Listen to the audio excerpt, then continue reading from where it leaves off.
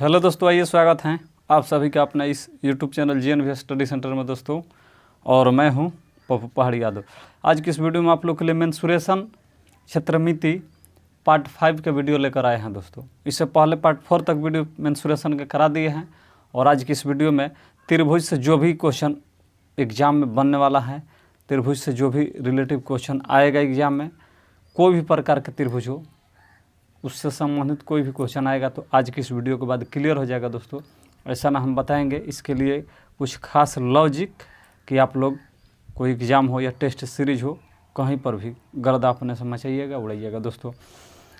Video में सिर्फ last तक बने रहिएगा, तभी समझ में आएगा दोस्तों। अलग अलग टाइप के अलग अलग क्वेश्चन इस वीडियो में लाए हैं और जब तक लास्ट तक नहीं देखिएगा तब तक सही समझ में नहीं आएगा। और समझने के बाद यदि कोई दिक्कत ना हो, अच्छे से सभी क्वेश्चन समझ में आए, तब लाइक और शेयर करना है। और इस चैनल पर अगर नए हैं तो चैनल को सब्सक्राइब कर लेना है। चलिए आइए देखते हैं, बढ़ते हैं। आज का जो पहला क्वेश्चन है उसके ओर बढ़ते हैं, ध्यान देते हैं। पहला क्वेश्चन है, किसी समबाहु त्रिभुज के अभ्यंतर के किसी बिंदु से तीनों भुजाओं की लंबिक दूरियां 2√3 सेंटीमीटर, 3√3 सेंटीमीटर, 5√5 सेंटीमीटर हैं, तो इस त्रिभुज के परिमाप बताइए। दोस्तों क्वेश्चन को अगर आप समझ गए होंगे तब बनाइएगा तो समझ में आएगा, और हो सकता है कि बना भी लीजिएगा अगर क्वेश्चन को समझ गए होंगे तब। बोल रहे हैं, क्वेश्चन बोल रहे हैं कि किसी समबाहु त्रिभुज के अभ्यंतर किसी बिंदु से तीनों भुजाओं पर लंबिक दूरियां, यानी लंब के रूप में जो दूरी है किसी बिंदु से किसी समबाहु त्रिभुज के तीनों भुजाओं पर। तो पहले एक आप समबाहु त्रिभुज थोड़ा सा देखने के लिए, समझने के लिए बना लीजिए।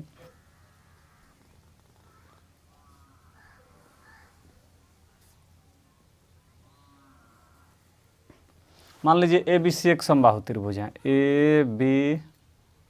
ABC एक समबाहु त्रिभुज है। अब चलिए बोल रहे हैं किसी बिंदु से, मान लीजिए कि एक बिंदु है, क्या यहाँ पर एक बिंदु है। अब यहाँ से थोड़ा सा समझिए, यहाँ से इस पर लंबिक दूरी डाला गया है। यहाँ से मान लीजिए कि एक लंबिक दूरी है 90 डिग्री के कोण पर। फिर यहाँ से यहाँ पर भी लंबिक दूरी है और यहाँ से यहाँ पर भी ये दूरी डाला गया है। अब देखिए जो भी यहाँ पर दूरी डाला जा रहा है 90 डिग्री के, क्योंकि लंबिक दूरी 90 डिग्री का होती है जो लंब के रूप में डाली जाती है। अब इसके अभ्यंतर तीनों भुजाओं की लंबिक दूरियाँ, जो दूरियाँ हैं ये इसकी लंबाई दिया है, ये 2√3 है, 2√3, 3√3 है, 3√3, उसके बाद 5√3 है, 5√3, सबका लंबाई दिया है। अब क्या कीजिएगा, आप थोड़ा सा एक काम कीजिए, आपको करना है क्या, यहाँ से इन सभी को मिला दीजिए, कोई दिक्कत नहीं, मिला दिए। यहाँ से इसको मिला दीजिए और यहाँ से इसको मिला दीजिए, कोई दिक्कत नहीं, मिला दिए। अब देखिए, अब आपका यहाँ पर जो त्रिभुज बना वो 3 गो त्रिभुज अभी दिखाई दे रहा है। थोड़ा सा पहले समझ लीजिए, जिसमें 3 गो आधार हैं, यहाँ से यहाँ तक एक आधार, यहाँ से यहाँ तक एक आधार और यहाँ से यहाँ तक एक आधार। तो कौन कौन त्रिभुज हैं, ये एक त्रिभुज है यहाँ से यहाँ तक, जिसका आधार मान लीजिए मालूम नहीं है तो ए मान लीजिए, पूरा भुजा मालूम नहीं, समबाहु त्रिभुज हैं तो सब ए हो जाएगा, कोई दिक्कत नहीं। यहाँ से जो ये त्रिभुज हैं, यहाँ से यहाँ तक, यहाँ से यहाँ तक एक त्रिभुज हो गया, यहाँ से फिर यहाँ तक जो ये एक त्रिभुज है ये एक हो गया, और यहाँ से जो ये त्रिभुज एक बना, एक त्रिभुज हो गया, समबाहु त्रिभुज। अब चलिए, आधार सबका मान लीजिए मालूम नहीं तो भुजा की लंबाई ए मान लिए।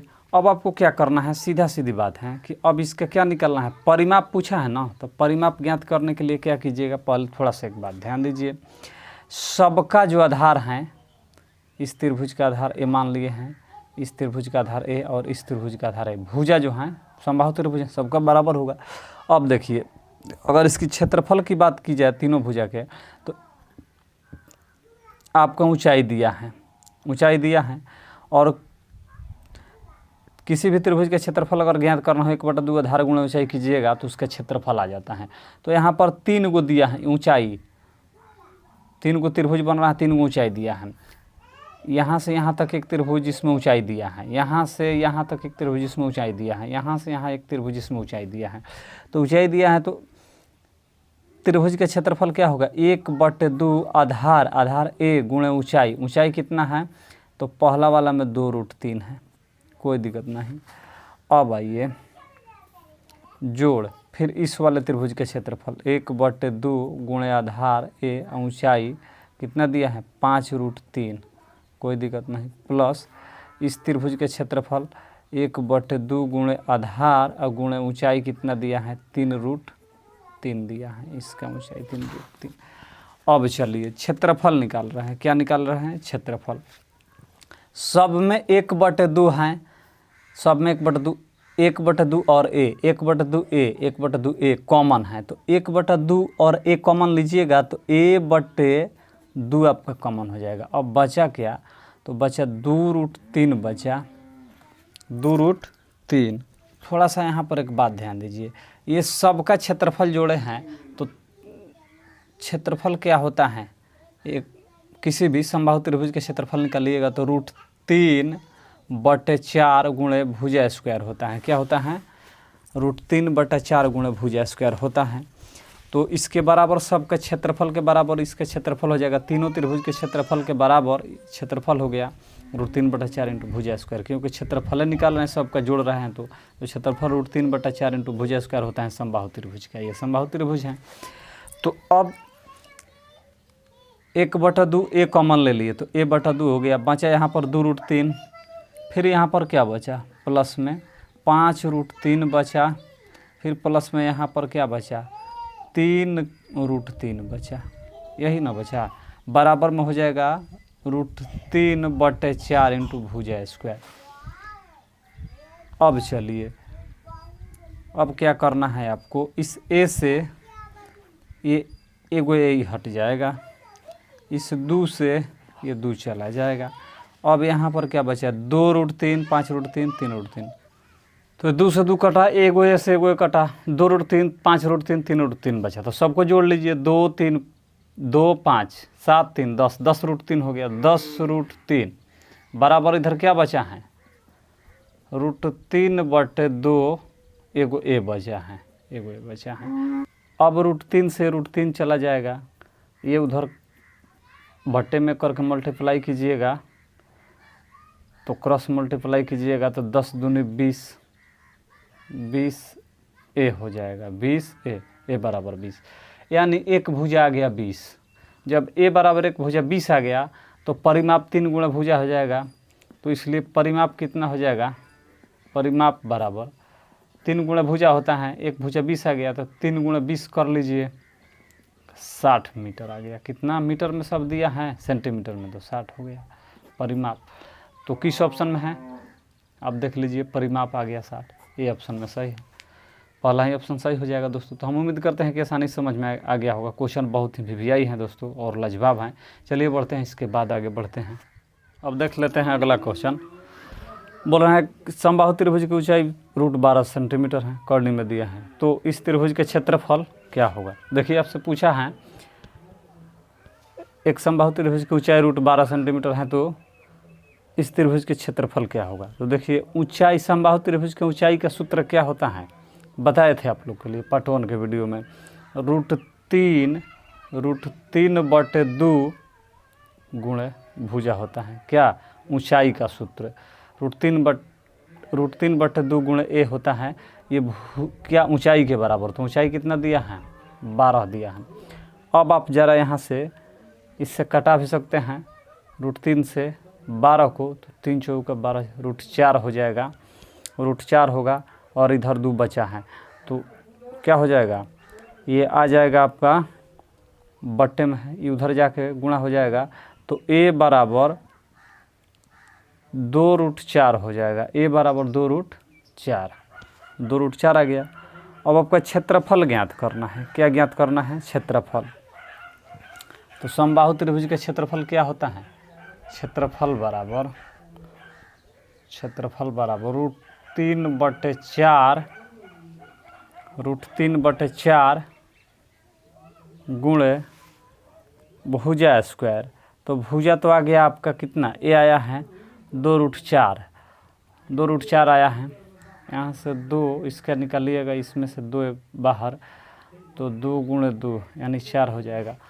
तो भुजा स्क्वायर 4 गुणे 4 कीजिएगा तो 1 4 से 4 गया, तो क्षेत्रफल आ जाएगा कितना आपका 4√3।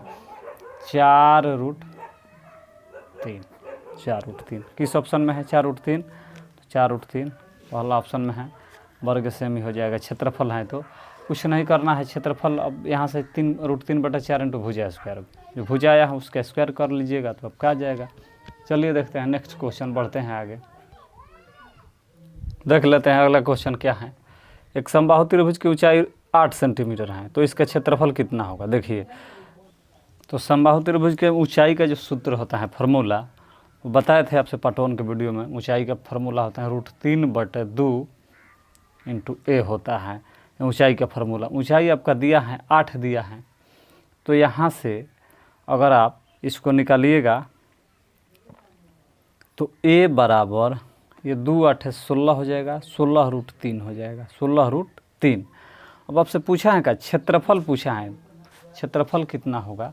तो क्षेत्रफल के लिए, क्षेत्रफल समबाहु त्रिभुज के √3/4 गुणे भुजा स्क्वायर, यानी जो ए आया है इसका स्क्वायर, तो आपको ए का स्क्वायर यानी 16 गुणे 16/√3 गुणे 16√3 कर सकते हैं। तो ये 16 का √3 में कीजिएगा, √3 गुणे 256 होगा, और बट्टे में ये 4, और ये √3 का, एक √3 से एक √3 काट सकते हैं, तो यहाँ पर 3 ख़त्म। अब 56 से एक √3 बचा है नीचे, और 4, इस 4 से इसको कटाइएगा तो कितना बार में जाएगा, 4 6 के 24 बचा 1, 4 4 का 16, 16 बट्टे में √3 बचा है एक अभी, तो 64√3 हो जाएगा आपका। क्या हो जाएगा? 64√3। एगो √3 से एगो √3 कटा, तो ये 256 रूट में 3 है, और इधर 4 बचा था अभी बट्टे वाला 4, इससे कटा दिए, 4 से 56 को 64 बार में गया, 64√3 बचा। यही आपका आंसर हो जाएगा वर्ग सेंटीमीटर। तो किस ऑप्शन में है? 64/8, 64/√3, सी ऑप्शन में है दोस्तों। तो यही आपका राइट आंसर हो जाएगा। तो आई होप कि वीडियो आप लोग को अच्छा लगा होगा। चलिए अब मिलते हैं इसके बाद वाले वीडियो में।